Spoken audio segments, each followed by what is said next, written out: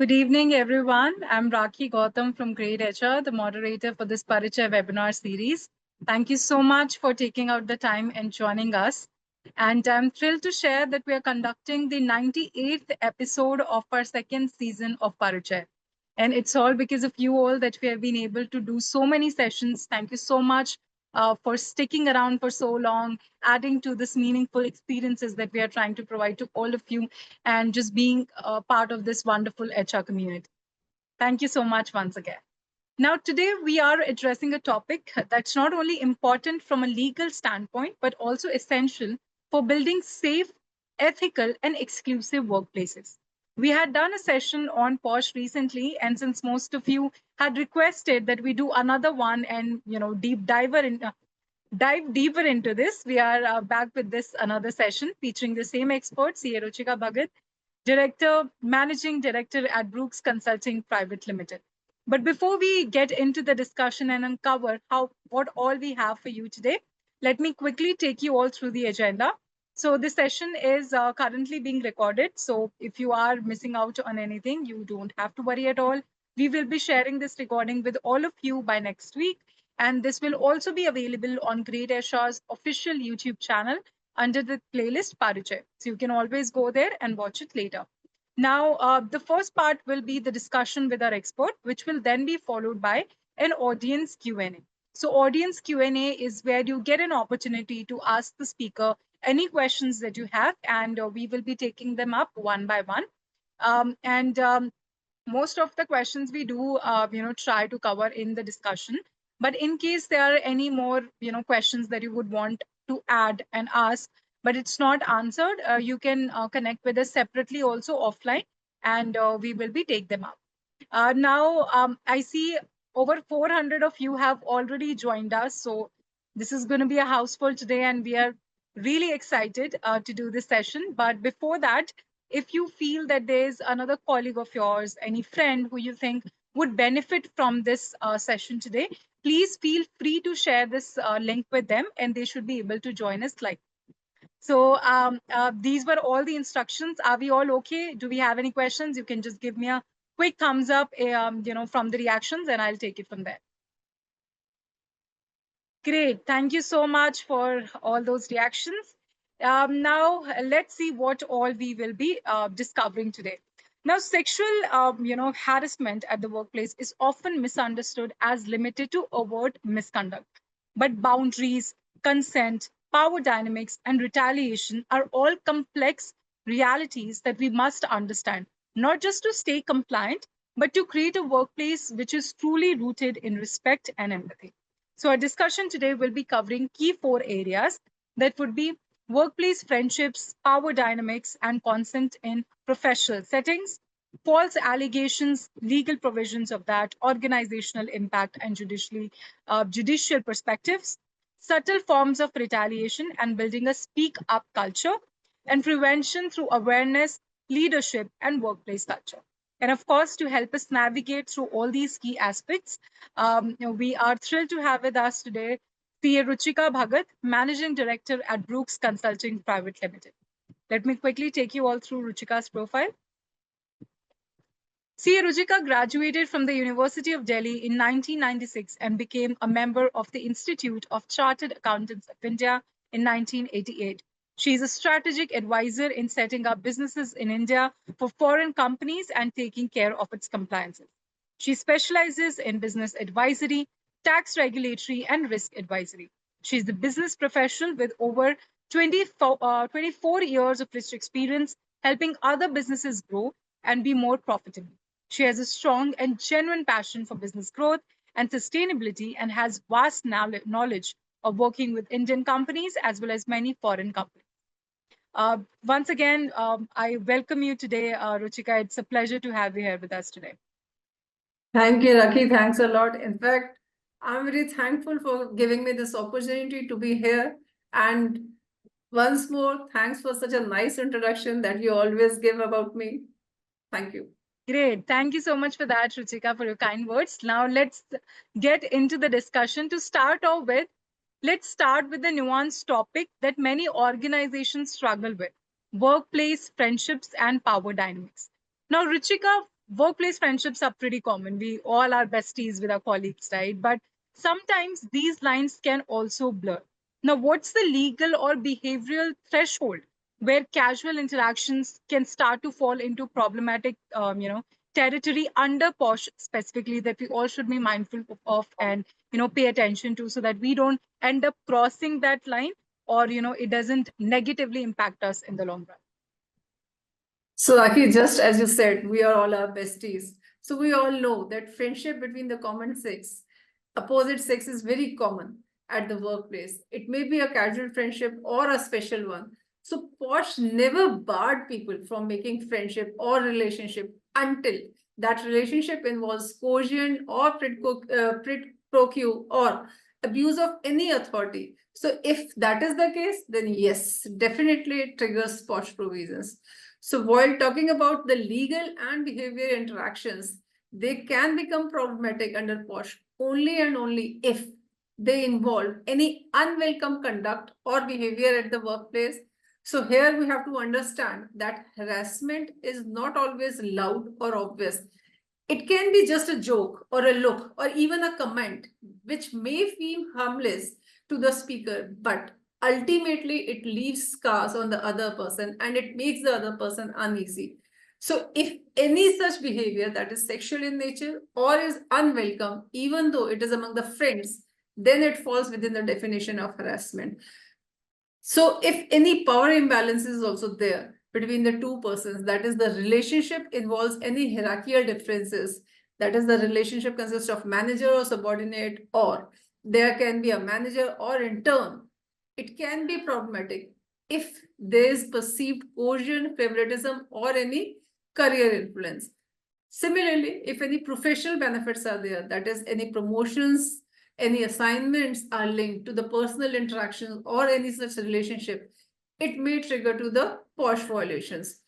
So we have to understand that even if no sexual content is there, but if you find any emotional manipulation is there, like there is a constant pressure from your senior or anybody who is demanding any exclusivity, or there is punishment related to stepping away from the friendship that is prevailing in this organization, then I must say all these are the warning signs. These behaviors do fall under the scope of POSH laws. In fact, Supreme Court itself given a landmark case in the Apparel Export Promotion Council, where the Supreme Court has overturned the High Court decision and physical connect is not essential to prove any sexual harassment. And emphasis should be that behavior of the other person should violate the decency and modesty. That comes under the POSH and that leads to the sexual harassment. So I also want to share one video here to make my point more clear about the quid pro quo.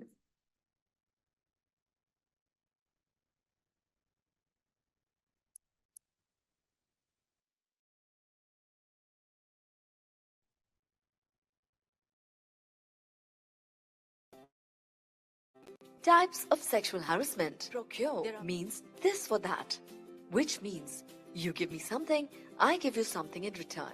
For example, promotion in return for sexual favors. Scenario 1. Jeffrey approaches his female subordinate Sheila from behind. Loosening his tie, he leans towards her and says, "Listen, I watched you come in this morning and couldn't help notice how attractive you look. And it caused me to think about you. Sales is where you'll do a great job." "Are you offering me a promotion?" Sheila asks. "Ha ha, you've got to work for that," he says. "Let's go for lunch." Sheila immediately responds, "I'm busy. Besides, you gave me a deadline for this report, remember?" "Forget the deadline. How about dinner?" "Like I said, I'm busy," Sheila insists. Jeffrey's demeanor shifts as he straightens his tie and says, "I thought you took your job seriously. I thought you had your eye on the future. I could ask anyone in this company to lunch. Anyone. And most of them would be willing to go. Maybe you should think about that." "What's that supposed to mean?" she asked. "You figure out," says Jeffrey and leaves for lunch. Is this an example of sexual harassment? Yes. This is definitely a form of sexual harassment called quid pro quo and involves coercion. Quid pro quo means this for that. Example, I promise you a raise or a promotion in return for sexual favors. The fact that Jeffrey is tying promotions to sexual favors essentially alters the conditions of the workplace.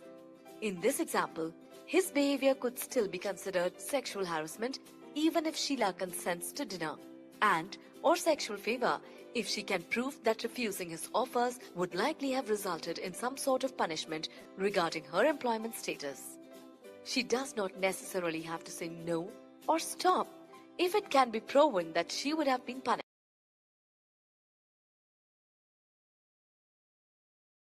So, Rakhi, I hope this video must have cleared how quid pro quo works in the organization. And if you find any such situation prevailing in your organization, then I must say this situation is covered under POSH.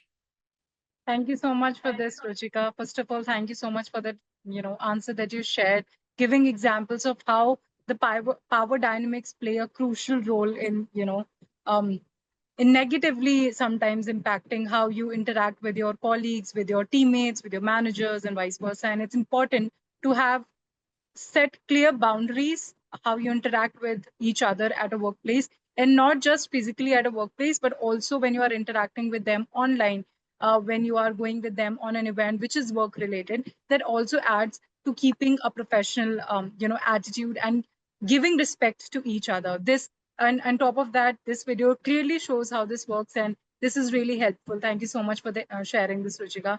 This helps us understand things a little more better. So coming to my next question, you did touch upon this, but as I said, power dynamics in a professional setting between managers and reportees or leaderships and interns often complicate the idea of consent, because what happens is you, being a superior, ask your junior or a reportee that you need to do this work, and why this needs to be done. Sometimes you ask them in a way which is not appropriate, but because you are a superior, the other person might end up feeling, no, this is my work, so I have to do it. Right. So these are the scenarios that we often come across. I hope not so often, but then these are the scenarios that generally, do occur. So how should organizations at their level navigate such power imbalanced relationships? And what proactive policies, that the HR team can help set clearer boundaries in the workplace so that they know from the first day of the joining that this is how it works, and nobody should be able to take advantage of anybody in any other manner which is not considered appropriate. Rakhi, I must say that you have asked a very valid question, since chances of getting consent is very high if power imbalance is there between two persons. This is what I have discussed just now.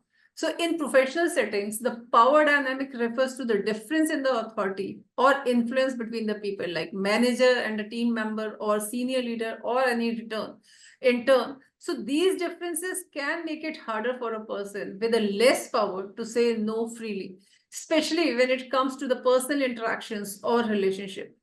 Therefore, to create a clear boundaries and to reduce risk, I think the organization should take a step. That is, they should adopt a proactive policies, such as that management should create a clear relationship policy. So if there is a requirement of disclosure of workplace relationship, so if you have any relationship, you must disclose that, especially where the power imbalances exist.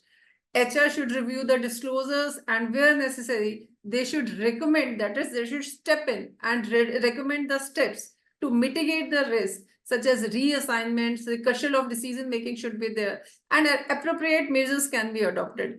Similarly, I think there should be a regular training at the workplace, which should teach employees about the respectful behaviors, emotional boundaries, and how this power can affect their consent. Management should try to encourage open communication, and they should build a culture where the people should feel safe to speak up without any fear. And last but not least, I would like to suggest that management should strengthen their POSH implementation. That is, they should strengthen their POSH policies. They should check how these POSH policies are drafted, and the POSH policies should significantly highlight the power imbalances provisions. So they must ensure that the internal committees are trained to handle any subtle cases involving any emotional pressures or favoritisms. Very valid. Thank you so much for sharing that, Ruchika, because yes, it is very important that we provide regular trainings to all the employees in an organization about, POSH, and also give them a system where they can share this feedback also as to if they're able to understand this or not. What more can we do at individual levels also, that we don't come across such scenarios or we don't end up crossing any lines which are not intended to. So thank you for this, Exactly. Ruchika. Now, as I spoke about how the rise of hybrid and remote work has just, increased. It's been on a rise, especially after the pandemic. We saw people are now working remotely. We come to office a day or two, and it's mostly hybrid. Now, when that happens, new challenges have also emerged in terms of some kind of inappropriate messages on internal platforms to blurred professional boundaries during off hours. So, how has the POSH landscape evolved in the remote era, and what should companies be doing at their level to ensure that they are keeping a watch out in terms of how colleagues are interacting with them, with each other in a remote setup, and if they are able to provide the kind of training or the messaging that they need to, so that there's no lines which are crossed in a remote setting or a hybrid setting also, because it becomes a little difficult to explain how we came to that situation. We were working remotely, so I sent a message, and my message might not have intended to be that, but then the recipient felt it that way. So how do we navigate POSH in a digital era with remote working? Totally agree to this, Raki. We all know this is a digital era. So more and more companies, they are working towards remote working. They are opting this culture for work from home culture is there. More and more hybrid culture is there. In fact, people are more working on the social media. They are working on the platforms like Teams rather than working from office. So, but the best part here that I need to discuss is that POSH has evolved to reflect this modern work realities. So POSH has covered remote work, it has covered digital platforms, and even offshore interactions. So let me discuss all these areas one by one. So when I say regarding off-hours applicabilities, then we need to understand that POSH Act does not restrict harassment only to the office hours. So if any incidents that occurs in connection with work, even outside the regular office hours, still it will be covered under POSH. For example, if any senior colleague is making any inappropriate remarks during company dinner, or any client who is totally stranger to the organization, or any manager from the organization itself is sending any sexually suggestive messages or inappropriate messages during late at night, if there is harassment during the work trip or any offsite retreat, or if any unwelcome advances of at post meeting, lunch, or networking event is there, all these are accountable under POSH. Similarly, when we are talking about the digital platforms and virtual workspace, then the definition of workspace, it do includes the virtual environment also. Like if it covers emails, it covers chats, messaging apps. Similarly, it also covers the video conferencing platforms like Teams, Zoom. Social media interactions are also covered under the POSH. So any harassment via inappropriate messages, comments, gestures during virtual meetings, or any chat, it is also covered under POSH. Let me share one video for the better clearance how POSH is applicable on the digital as well as virtual platforms. Kriya, a marketing executive, works remotely and chats with her team every day, but her manager, Raj, begins sending her late-night personal messages. He comments on her appearance in meetings and tells her to dress up more. He sends suggestive emojis and inappropriate jokes in work chats. This is workplace harassment. POSH law protects employees like Priya. Speak up, report, stay safe.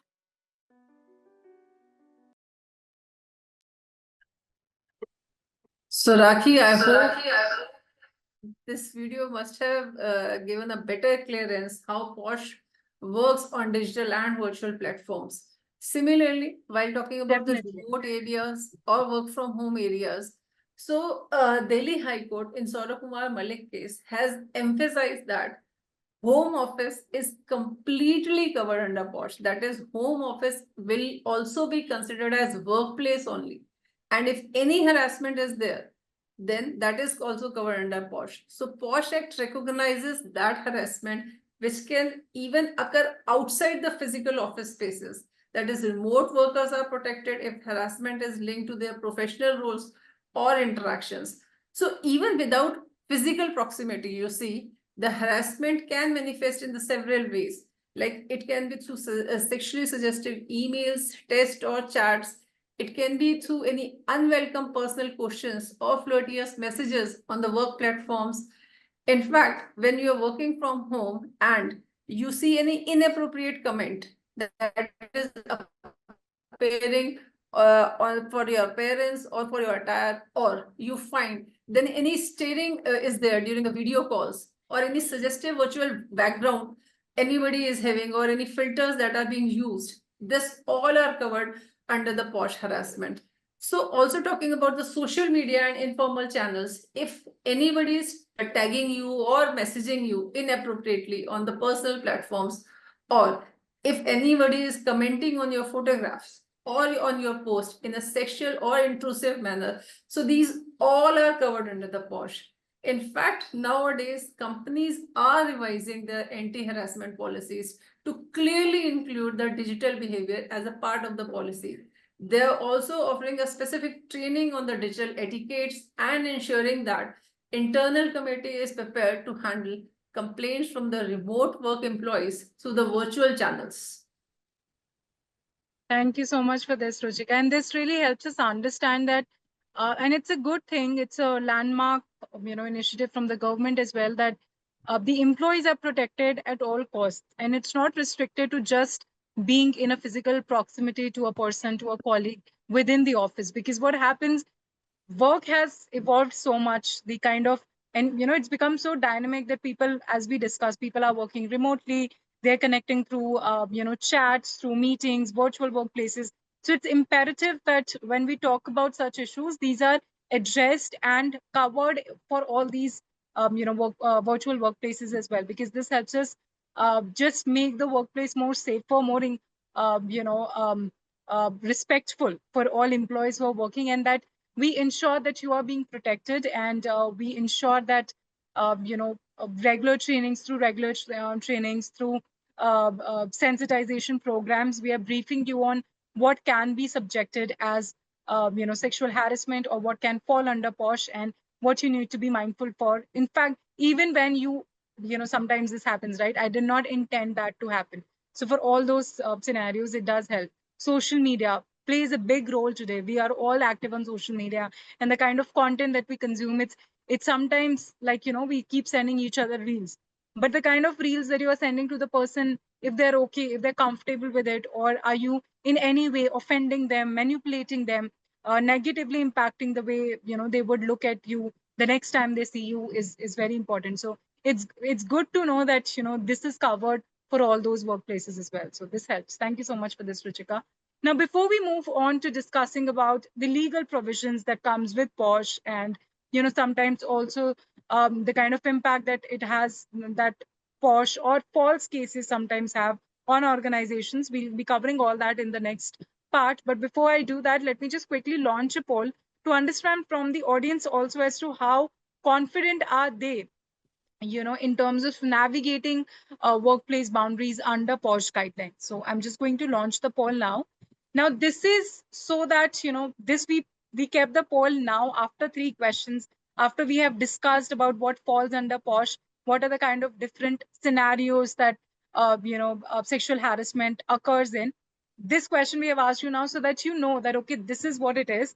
And if your workplace currently is abiding with all of that or not, or is there maybe any new trainings that you might have to conduct, or new briefings that you would have to send to your employees, or some new initiatives that you can do at your workplace to make it more safe and respectful for all kind of workforce who's coming in every day. So this is not a right or a wrong question. This is just to understand your perspective, and I would urge each one of you to participate in this. This would also, help you go back and think that, okay, is this what you are doing currently or not, and how you can, make things better. I'll keep it for another 10 seconds, and then I will end the poll, and we can see the results.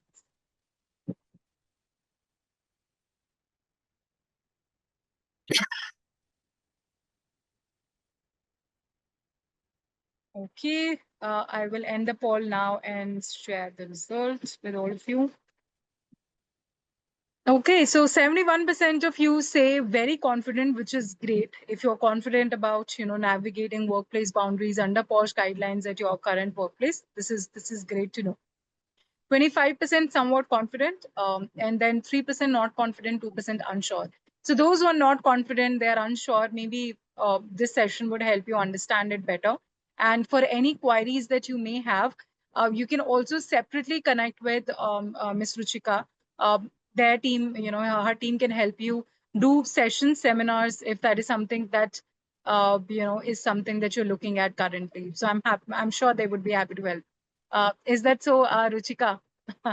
Just needing. Yes, Zaki. In fact, after looking at this poll, I'm very happy to see that a lot of employees, they are having their faith in the management, and management is also taking good initiative to keep their workplace safe and secure. This is something very good.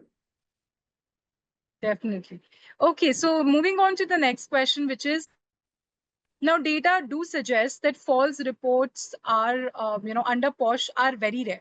Estimates indicate they account for only 2 to 10% of all complaints, while 75% of incidents often go unreported altogether. This is a report I'm citing from Ministry of WCD annual report, and this shows that, false cases are very rare. It's hardly 2 to 10%. However, there are, incidents as 75% which are not reported altogether. So, Ruchika, given this disparity, how can organizations balance support for genuine complainants while safeguarding against misuse? And how should we address misconceptions around the frequency of false allegations in internal communications?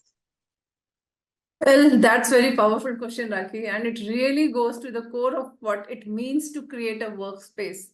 That is where people feel safe and respected. So the truth is, fake complaints under the POSH are very low. As you said, around 2 to 10 out of every 100. But what is more worrying is that around 75 out of 100 real incidences, they never get reported at all. Parity underscores a deeper truth: silence, misuse, which indeed is a greater threat to the workplace safety. Well, I think our priority should be to create an environment where every voice feels safe and heard. Our focus should be on process, not on the people, as POSH it demands a rigorous, fair, and transparent processes that are needed to protect everyone involved.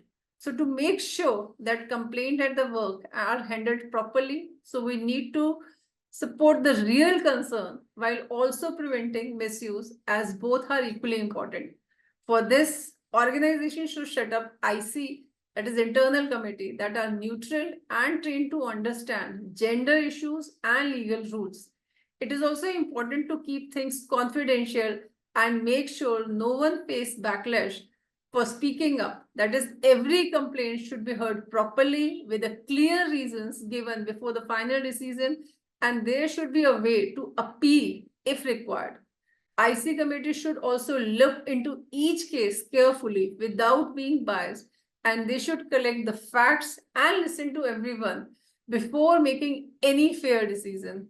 Similarly, when we talk about the management, so management should proactively address any misconceptions before it takes roots and spread. Many employees are often influenced by the dramatic headlines or viral stories or news channels that are appearing on social medias. So this counter, that is internal communication under this, it plays a key role for sharing any credible or balanced information. The organization, they should always highlight the real case studies where the POSH framework has led to resolutions, healing, and resorted trust.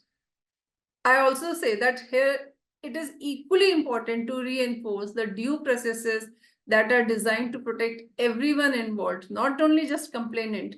So it must ensure that the fairness, dignity, and accountability should be there across the organization. Also, while writing the workplace policy, especially around the POSH, it is very important to use kind and respectful language. Policies should not sound like punishment. They should feel like a promise to protect a dignity, fairness, and emotional safety for everyone who is there at the workplace. We have to understand that this POSH policy, they are not a legal rule. It is just a commitment to treat people with respect. Every complaint, whether proven or not, it deserves to be heard with care and handled fairly.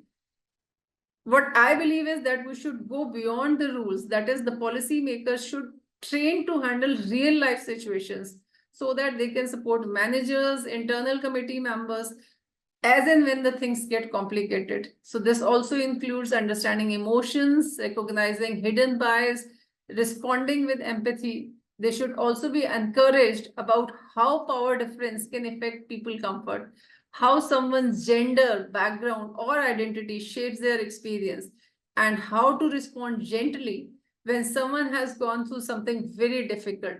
So we have to understand that POSH isn't just ticking the boxes. It is about understanding people, handling sensitive issues with empathy as well as fairness. So I think here the management plays a key role while overcoming all these situations where the people, they don't come up to speak. They prefer to keep silent rather than speaking up.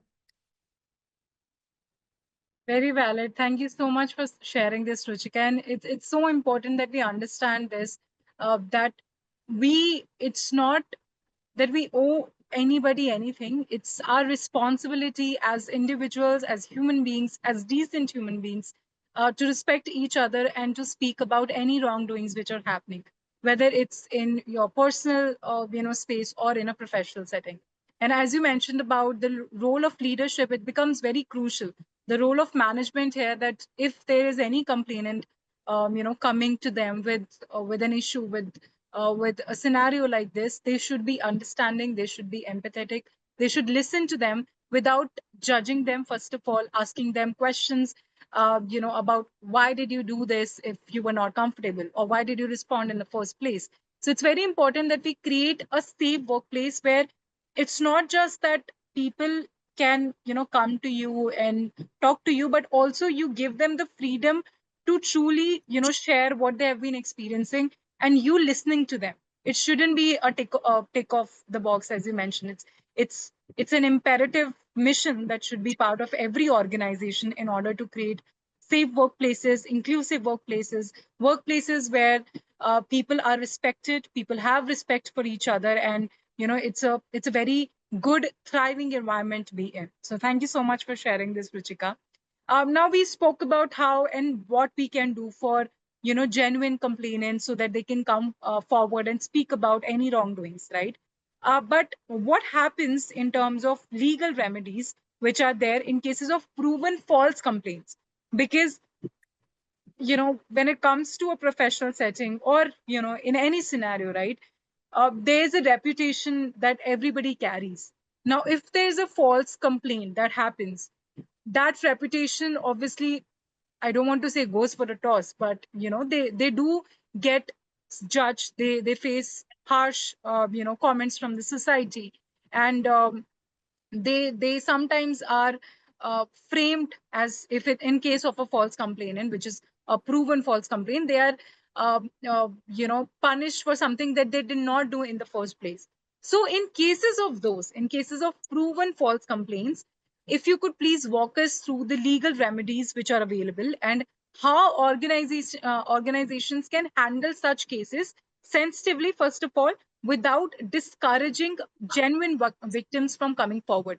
Because if something like this happens, right, and if it was a false case, and then something happens, and then the person who's actually feeling this is actually going through this, they might not come forward, thinking that nobody would believe me, everybody would think that I'm just lying, right? So what are the legal remedies which are available, and what can organizations also do at their end so that they are also, handling this sensitively, while also not discouraging genuine victims.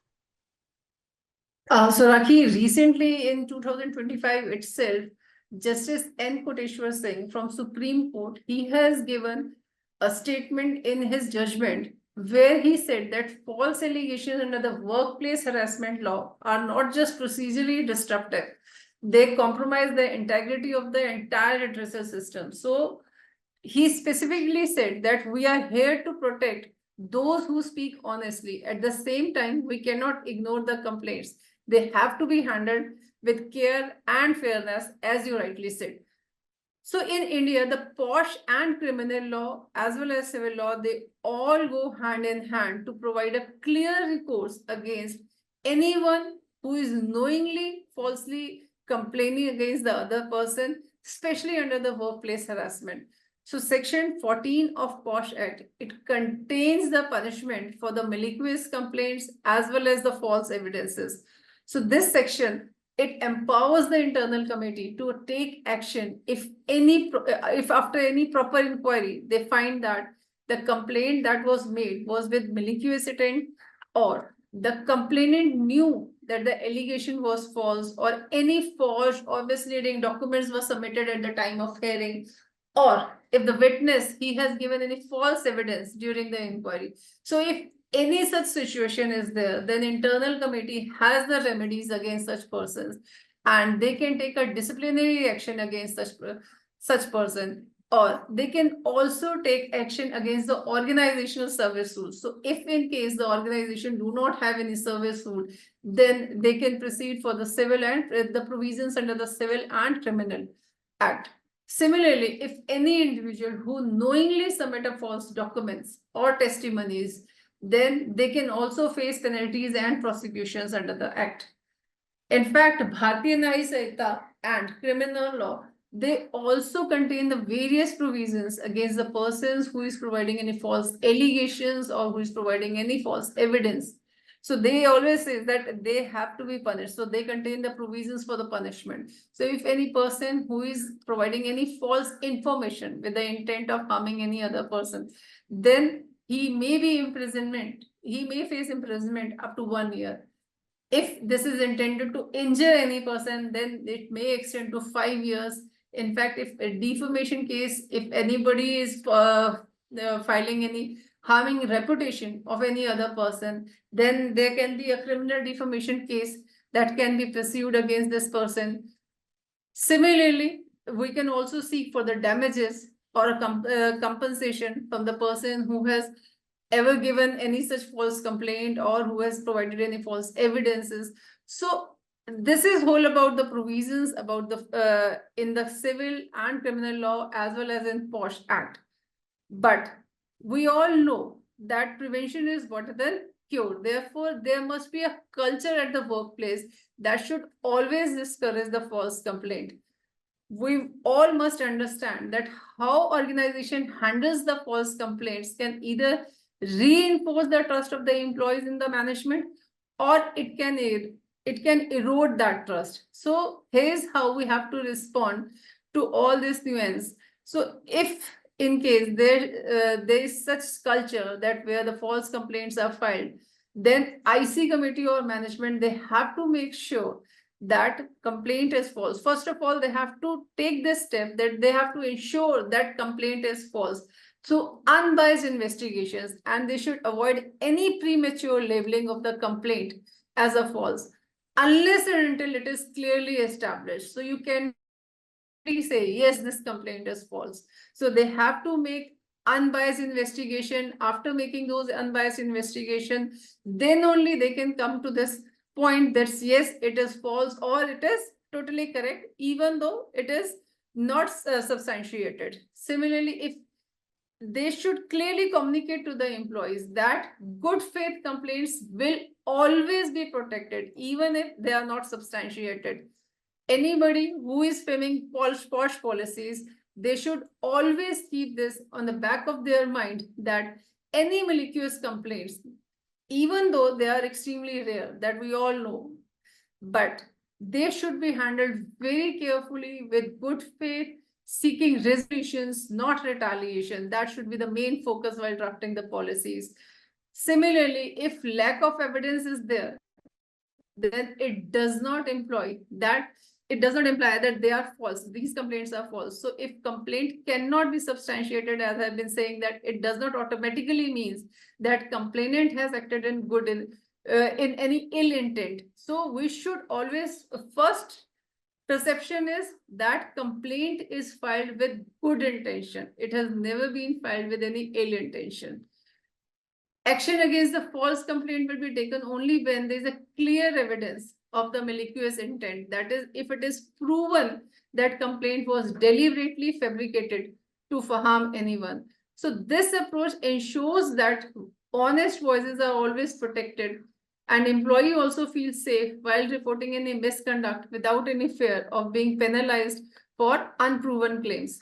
Similarly, the management also, they should reinforce the speak up culture. So they should use anonymized case studies to show that system is fair, responsive, and protective to all.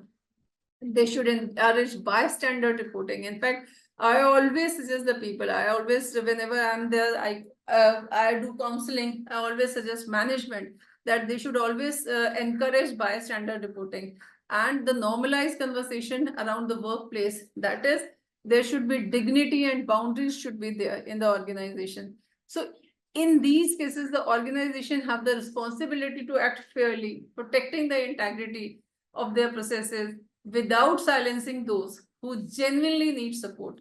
So I think the burden is on the management to create such a culture where everybody feels safe to speak up rather than going for false complaints.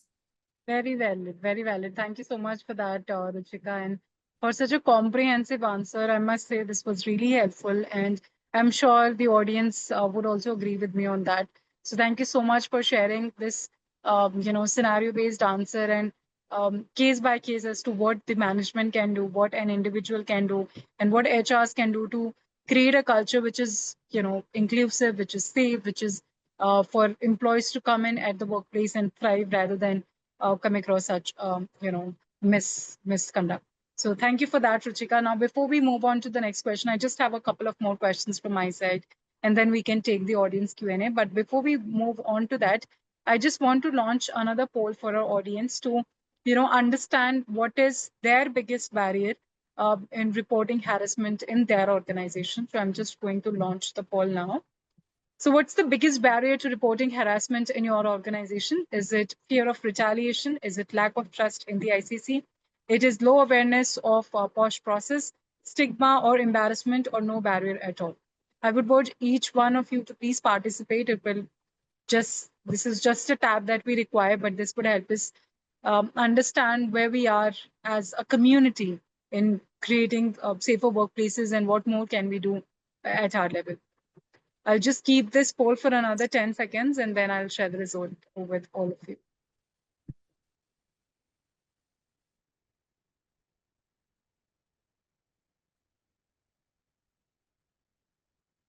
Okay, I'm going to end the poll now and share the result. So very encouraging, actually. 46% saying no barrier, which is great. You have built a safe workplace, a culture where people can speak up without being, without the fear of being judged. So that's great to know. 20% says low awareness of POSH processes. This is something that can be worked upon and can be improved. 14% of you say fear of retaliation. 12% stigma or embarrassment, and 7% lack of trust in the ICC. So thank you so much once again, everybody, for participating in this. And we'll take the next question that can help us understand this poll better also. So retaliation was one of the, barriers that we saw people chose, and that is something that they are facing at their organization. And retaliation is not common. It's the most reported form of workplace misconduct for sure. According to the Equal Employment Opportunity Commission, retaliation comprised approximately 56% of all harassment-related complaints in financial year 2024. Now, Ruchika, could you please shed light on how subtle retaliation like exclusion from meetings, unfair appraisals, or project removal affects trust in the workplace? And how can organizations and the ICC proactively identify and respond to such behaviors to truly protect complainants? Well, Rakhi, before answering your question, I must say, like, I'm very happy to see this survey. So if you see almost only 14% of the employees, they feel that retaliation is the factor that they do not want to approach to the management or IC committee. That is something good, because I think a lot of open-mindedness is there because of social media, because of IC training, because of POSH Act. And maybe if you see, more and more judgments are coming in favor of employees who in favor of complainants who have filed the complaint. So maybe collectively, all these reasons, they have helped the employees nowadays, that they are coming up, they are opening up, and they are coming forward if they see any harassment in their work culture. So coming back to your question, Rakhi, so obviously, yes, I'll say this question helps to step back and see the full picture. Why silence of nearly 1 in 5 employees who witness or experience harassment and choose not to report? Well, the climax is, again, it uncovers the deeper organizational truth. So it shows the fear that outweighs trust, whether it is concern over retaliation, skepticism about being believed, or uncertainty about outcomes. As you said, it may be related to the social stigma.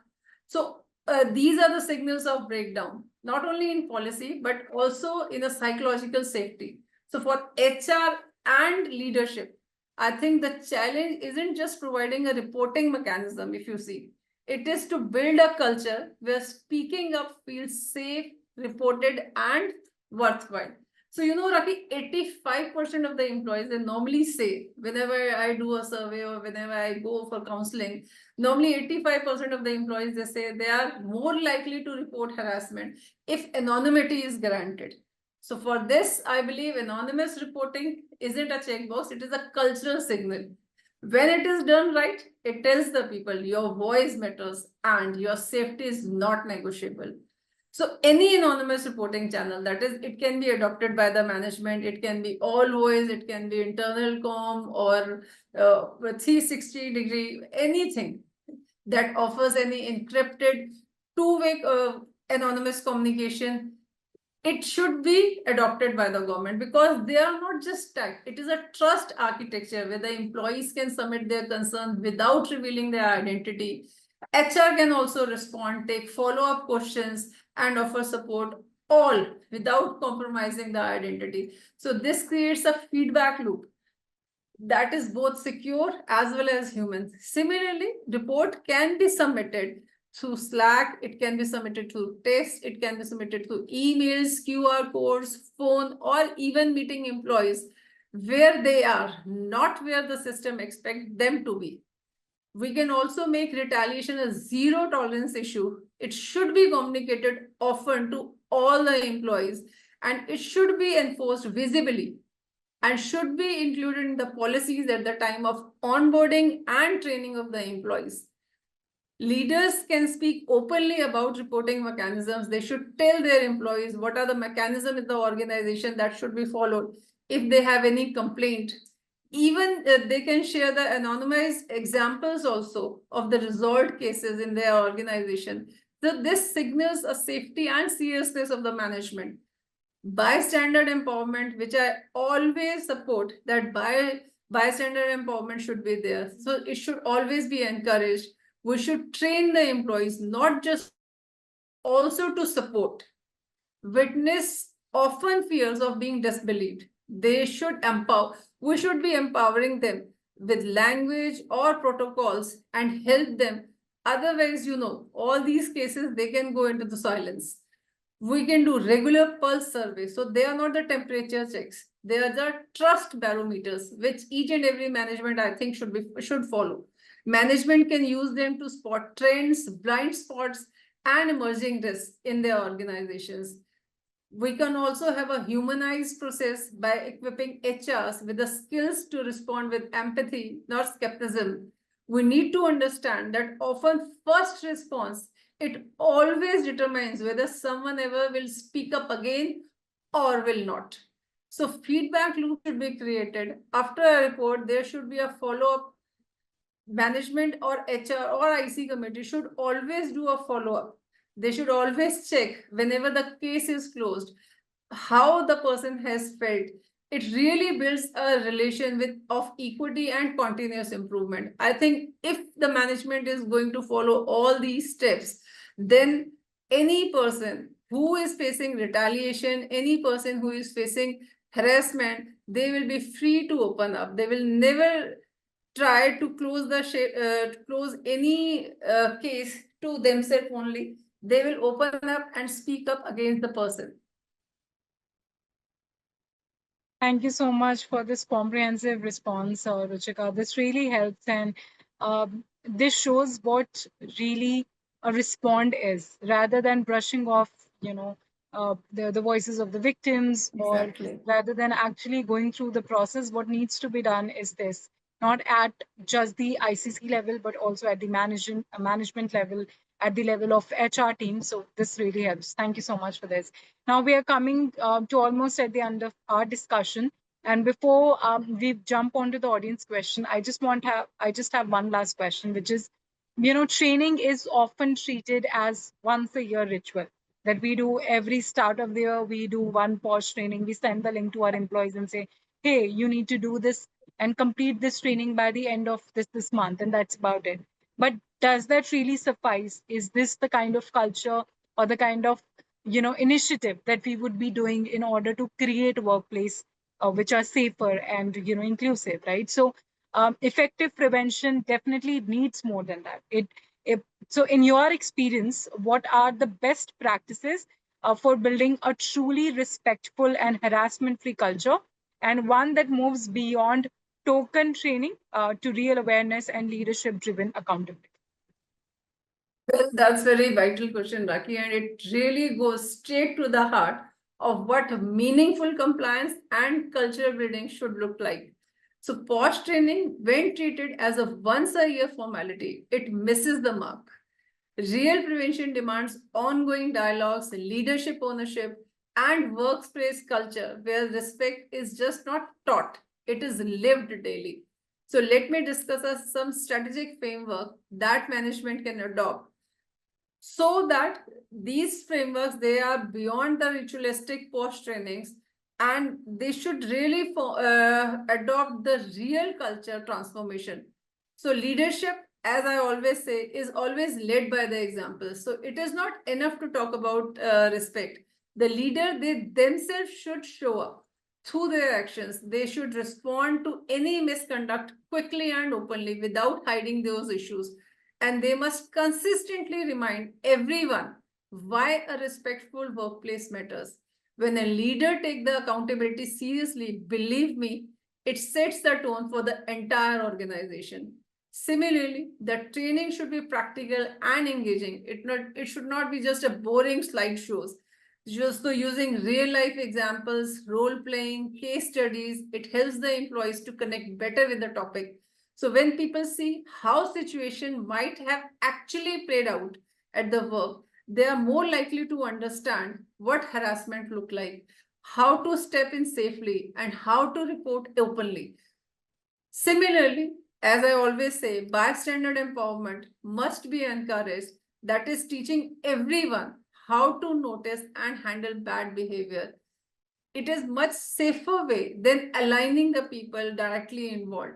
So it encourages all of us to speak up, support each other, so that no one feels that they have to deal with the situation all alone. When everyone takes part in the when everyone takes part in keeping the workplace respectful and safe, so it builds a kinder and stronger culture among the all. There should also be a continuous awareness, which means talking about the respect and boundaries regularly, not just once and forgetting it. We can use different ways to share message like posters, newsletters, team chats. So when we make these conversation part of everyday work, it helps everyone feel more comfortable and clear what is okay and what is not. So while summarizing this, I must say, in fact, I only want to say that one-off training doesn't change the culture. Conversation do, leadership does. I always suggest management to stop treating respect like a calendar event, and they should make it a daily habit. Very empowering, Ruchika, and thank you so much for ending this on such a high note. And I'm just saying I'm just so happy that we were able to cover so many aspects under POSH today and talking about the real world scenarios. What are the do's and the don'ts? What are how we can navigate in these situations that generally happen, and the role of the management, to the role of the ICC, to the role of the HRs, the managers, the employees at large. So this was really, really helpful. And I'm just happy to know, and to share with everybody that we were able to talk about unspoken realities of workplace behavior, from power imbalances to protection from retaliation, and from misconceptions around false allegations to the role of culture and leadership. Truly a very, very insightful session. Thank you so much, Ruchika, for sharing your insights with us. This was really helpful. And now we are almost, coming to the end of the webinar. We just have 3 minutes left with us, but I'll try to take as many questions as from the audience, and then we'll take the other questions offline if there are any more. So I did see a lot of questions about getting the certificate for this webinar. So first of all, thank you so much, everybody, for joining in, for tuning in so regularly and attending these sessions, sharing your feedback with us. This is really encouraging. However, this Parichay webinar series, it's a complete thought leadership knowledge session by greytHR, where we bring in experts like Ruchika, from labor law experts to CA professionals to CA experts to HR leaders, industry leaders, to come on and talk about issues which are relevant, which should be talked about in the world of workplace, mostly from HR compliance to labor laws. This is what we have been covering since now. And, getting, we do not generally provide a certificate for these webinars.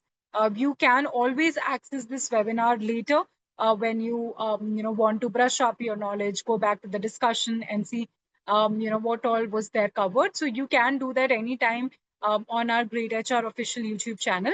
However, there's no certificate for this particular webinar. Now, coming to some questions which were about doing this regional in Tamil or Hindi language. So good to know that all of you are joining from different states as well. It's good to know that we've been able to do this and bring everybody from different states across India. However, this feedback is taken.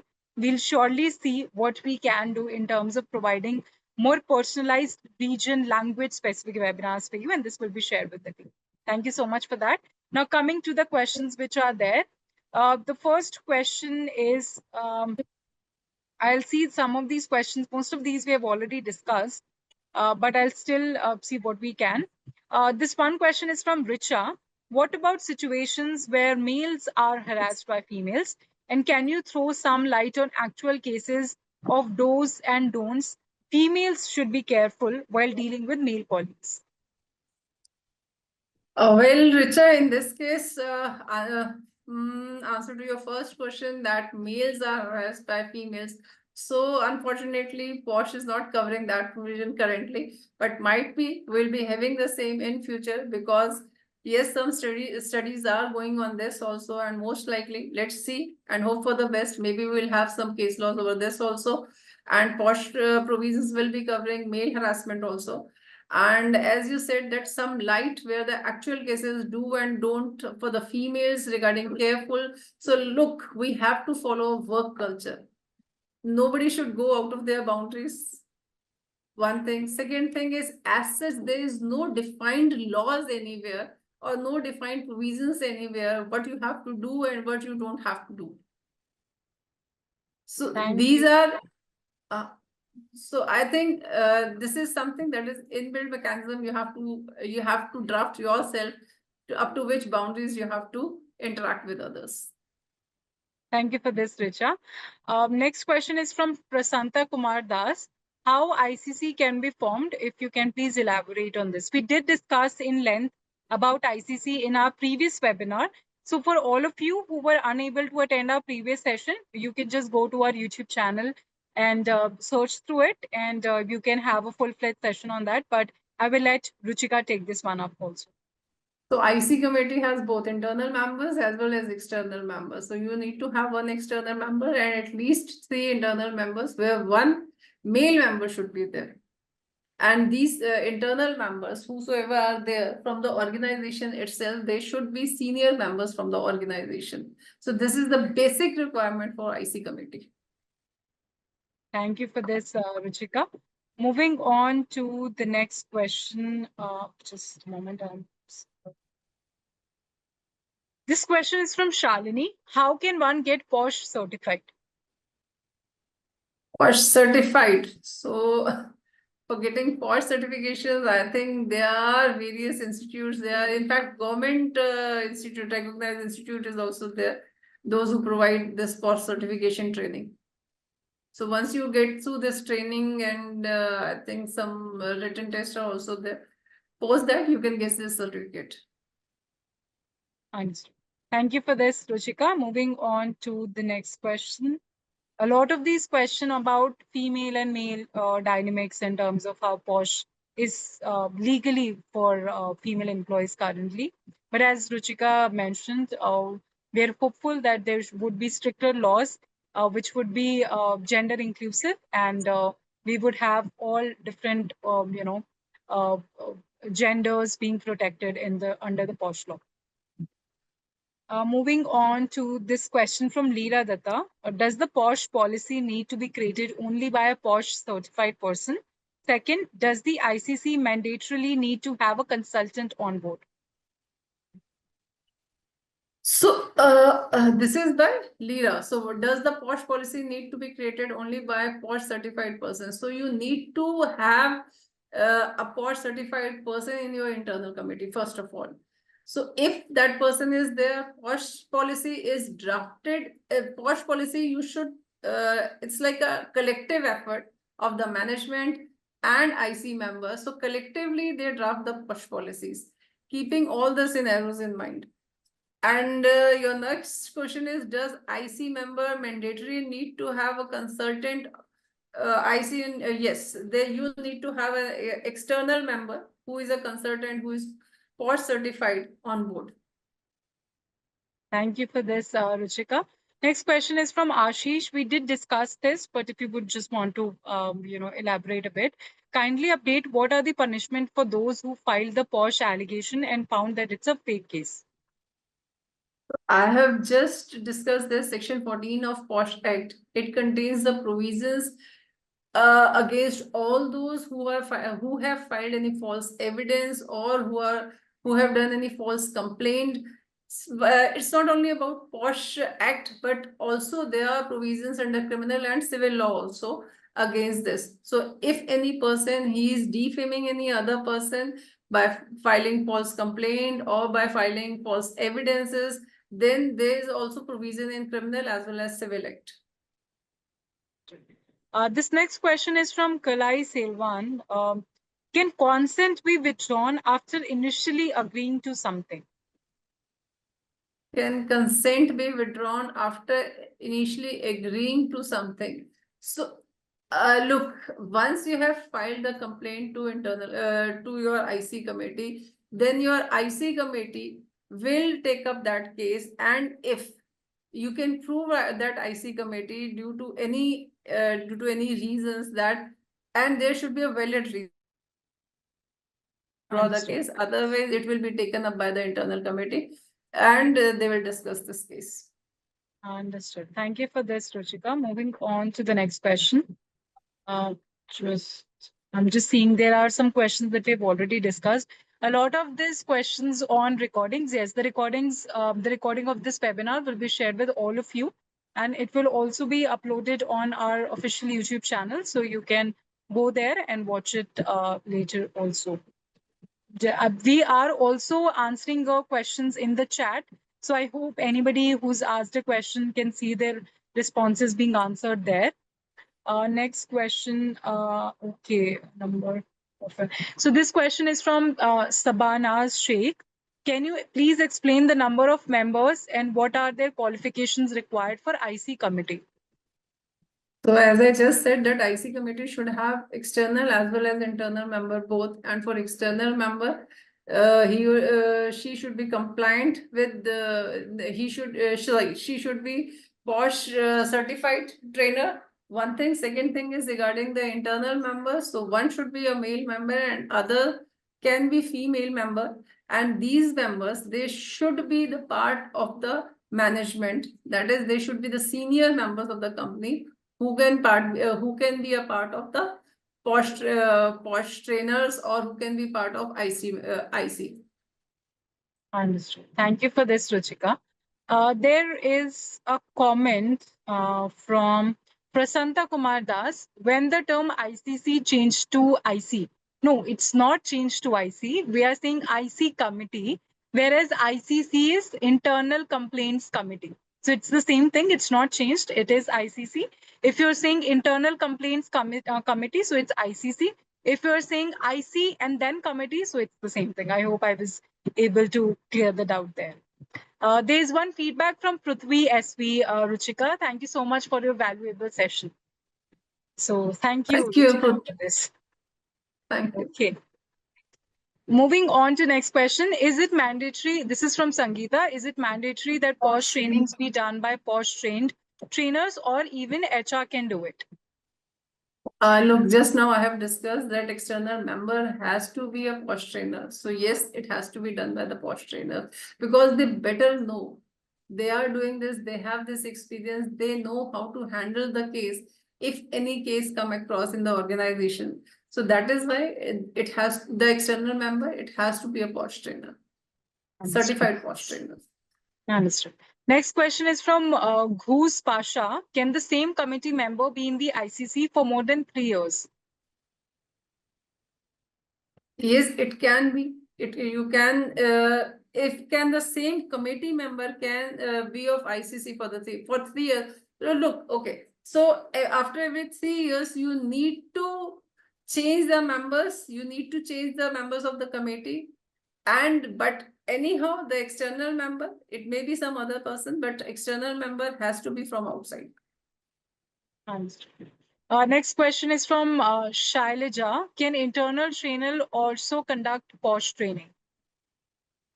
And just now I have discussed this. You need to have an outside member who should be a POSH certified trainer who can conduct this training. Understood. So I think most of these questions are now covered. Thank you so much, everybody, for asking these questions. If you still have, so thank you so much, everybody, for these questions. We have covered most of this. You can always go back and watch the webinar in case you missed out on anything or you want to just go back to, hear it again and just see what was discussed. You can always do that. You can watch the recording. And if you still have any more questions and you want to personally connect with Ruchika, as you were seeing, Ruchika's email ID was displayed on the screen. You can connect with her separately and take the conversation there.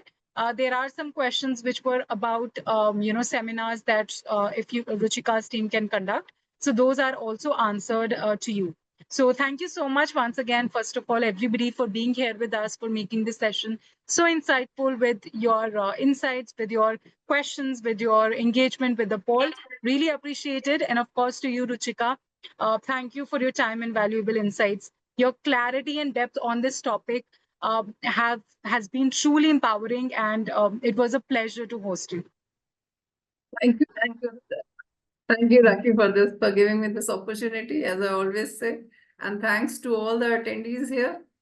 I hope the provisions, ultimately, whatever the confusions they were having, all their concerns, they have been resolved through this webinar. Thank you so much, Ruchika. And to our audience, as we said, you can still connect with us. You can add your queries to my email ID also, which is rakigautam@greytHR.com. And I would be able to connect you with Ms. Ruchika. In case you want to connect with her directly, you should be able to do that. Her email ID is mentioned in the chat on your questions. And it will also be shared along with the recording with you. So in case you want to connect with her separately, you should be able to do that. Apart from this, we have a greytHR Academy. You can, if you are a budding HR professional or somebody who's just looking to upskill and reskill themselves, you can scan the QR code which is displayed on the screen and avail these courses which are related to HR and payroll and do these certification courses. You would be getting certificates for doing any courses from greytHR Academy. Can we move to the next slide, please? Once again, as I said, thank you so much. The recording will be available with all of you and we shared with all of you. Just before we log out, I wanted to share about this new webinar, which is our upcoming webinar on 9th September, where we will be talking about workforce well-being 2.0 from perks to purpose. So this is especially for all the HR managers, for L&D managers, for employers who are looking to create meaningful experiences for the employees and how they can, completely transform their workforce well-being. Please feel free to attend this webinar. I'm just adding the link in the chat here. So you would be able to register. Please feel free to share it with anybody else who you think would benefit from this session. I've added the link in the chat. We will keep it for another 8 minutes and then we will end the session. Once again, thank you so much, everybody, for being here with us. I'm looking forward to hosting you all in the next session very soon. Thank you so much and have a great evening ahead. Thank you, Ruchika, once again.